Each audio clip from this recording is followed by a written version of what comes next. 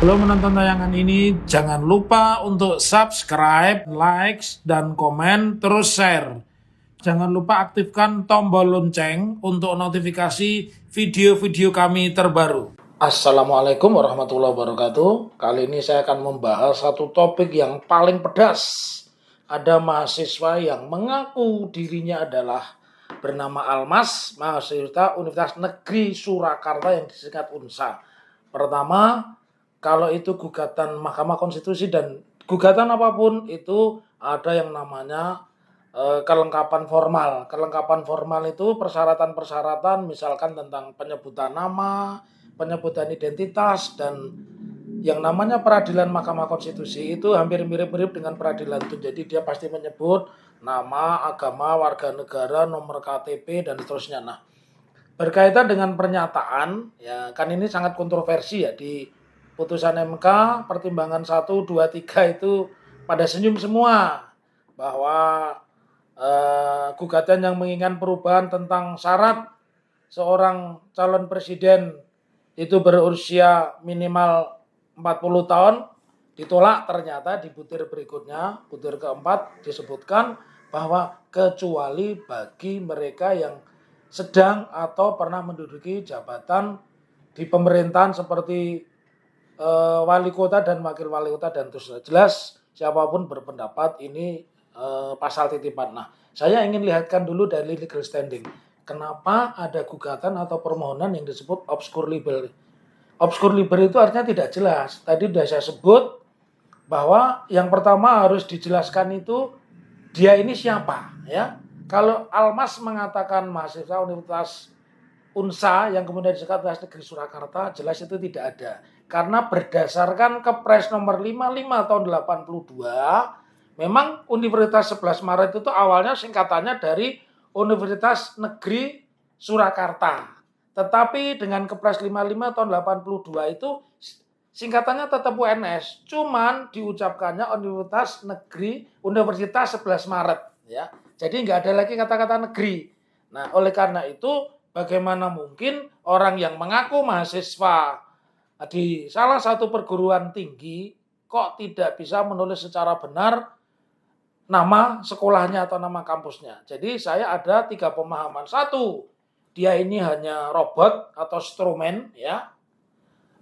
Dia yang memang sudah disetting, dan ini nyambung dengan pernyataannya BP Bambang Pacul 29 September yang mengatakan mungkin 1, 2, 3 itu ditolak, tapi yang keempat kaitannya dengan mantan pejabat atau pernah menduduki jabatan, dan ini ternyata terjadi.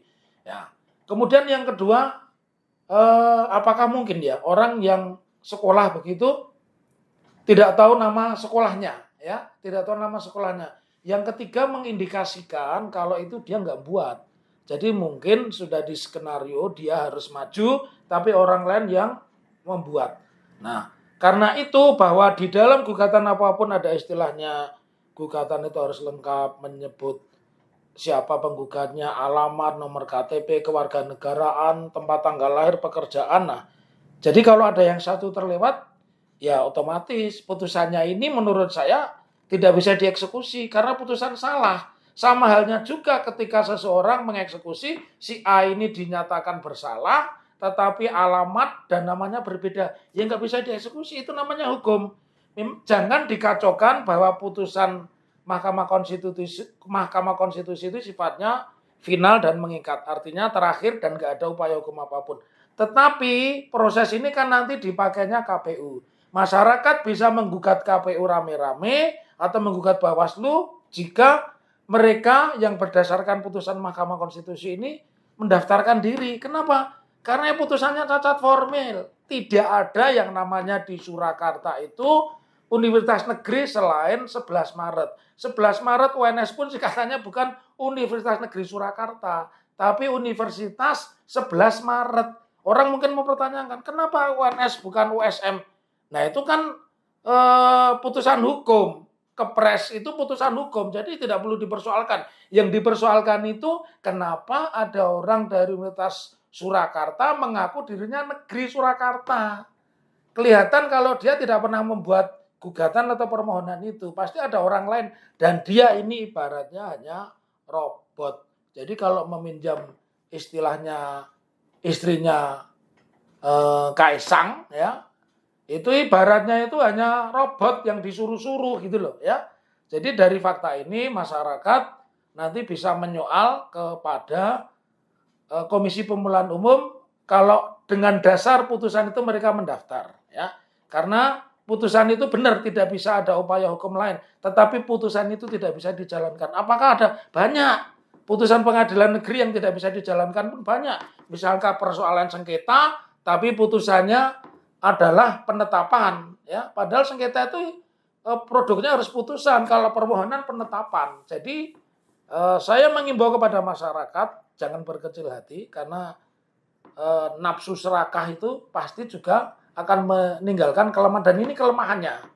Jadi sepakat putusan Mahkamah Konstitusi tidak ada upaya hukum banding, kasasi dan seterusnya, peninjauan kembali, tetapi itu tidak bisa dijalankan karena pemohonnya tidak bisa menyebutkan secara jelas dia mahasiswa Universitas Negeri Surakarta atau UNSA. UNSA itu Universitas Surakarta, UNS singkatannya juga bukan negeri berdasarkan Kepres 55 tahun 82, singkatan UNS itu adalah Universitas 11 Maret.